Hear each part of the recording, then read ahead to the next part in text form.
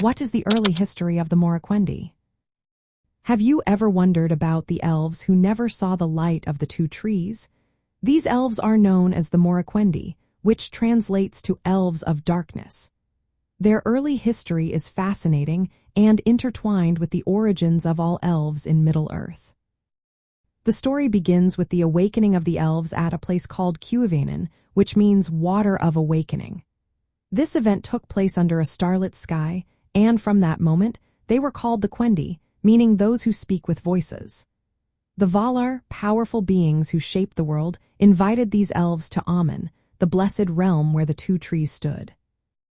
Those who accepted this invitation traveled westward and became known as the Calaquendi, or Elves of the Light. They experienced the radiant light of the two trees, which granted them special gifts and knowledge. However, not all elves chose to make this journey.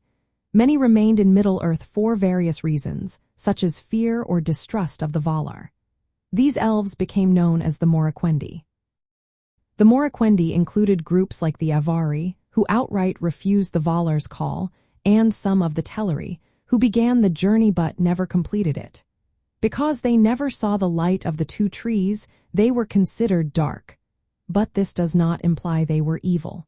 Instead, it reflects their lack of that divine illumination.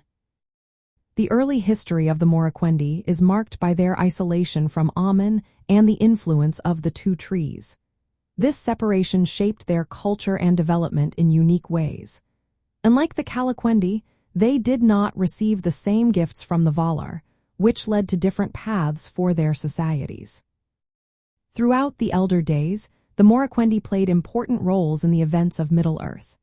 They often lived in shadowy regions or distant lands, developing their own traditions and ways of life.